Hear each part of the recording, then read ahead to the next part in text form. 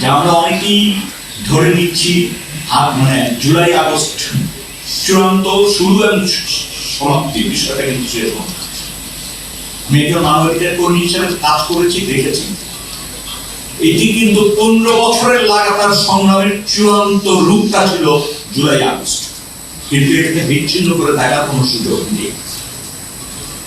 আপনারা বলেন তো গুম খুন কেন হয়েছে? যদি কোনো সমস্যাই রাষ্ট্রে না থাকতো, যদি আন্দোলনই না থাকতো, তাহলে এইগুলি তো হওয়ার কথা ছিল, হয়েছে।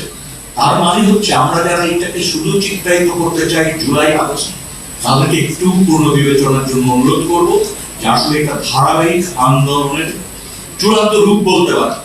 এবং এখানে শুধু ছাত্র না, শ্রমিক না, আপামর জনগণ যুক্ত হয়েছে।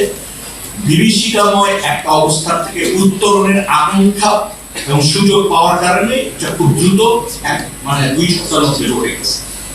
আমরা সবাই জানি 18 সালে যখন কোটা আন্দোলন শুরু হলো, মানে অবাক কাণ্ড, মানে কোটা আন্দোলন নেতা যিনি ভিপি, পরবর্তীতে ভিপি হচ্ছেন ভিপি নূর, তিনি চিকিৎসা নিতে গিয়েছিলেন মডার্ন হাসপাতালে।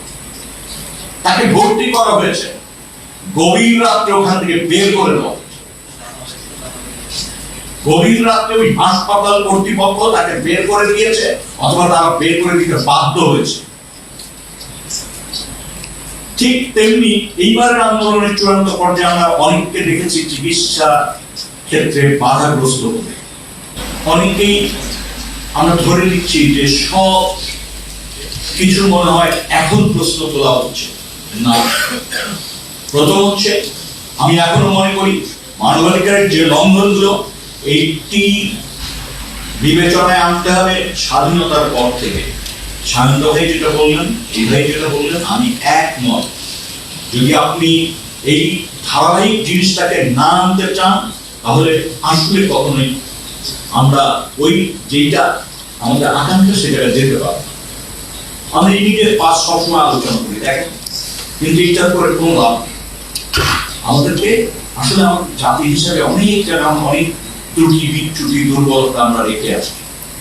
আমরা ধর্মীয় রাজনৈতিক দলকে আলাদাভাবে চিত্রায়িত করার চেষ্টা করেছি, ওদের হিউম্যান রাইটস এর ক্ষেত্রে আমরা মুখ চুপে করেছিলাম, কথা মেও মেও করে বলেছি। এই ঘটনাগুলি তো হয়েছে, কেন হয়েছে এটা একটু বিবেচনা করা দরকার। এখানে উপদেষ্টা সাহেব আছেন, আকুল আবেদন জানাবো কয়েকটা ব্যাপার ইমিডিয়েট হস্তক্ষেপ করার জন্য, ইমিডিয়েট মানে সম্ভব হলে আজকে। সেটা হচ্ছে যে সমস্ত স্থাপনায় মানুষকে নিয়ে নির্যাতন করা হতো, মানুষকে হত্যা করা হতো, যার ইতিমধ্যে নাম এসছে, জেআইসি বলেন বা আয়নাঘর বলেন বা র্যাপিড অ্যাকশন ব্যাটালিয়নের যে সমস্ত জিজ্ঞাসাবাদের সেন্টার ছিল, রাখার ব্যবস্থা ছিল, সিক্রেট প্রিজন ছিল, এই স্থাপনাগুলোর উপর যেন কেউ হাত দিতে না পারে, এটাকে ইমিডিয়েট সংরক্ষণ করা। আমরা বিচার চাইবো, বিচার করার জন্য অনেক কিছু প্রয়োজন, অনেক সময় লাগবে, কিন্তু এই স্থাপনাগুলোকে রক্ষা করতে হবে।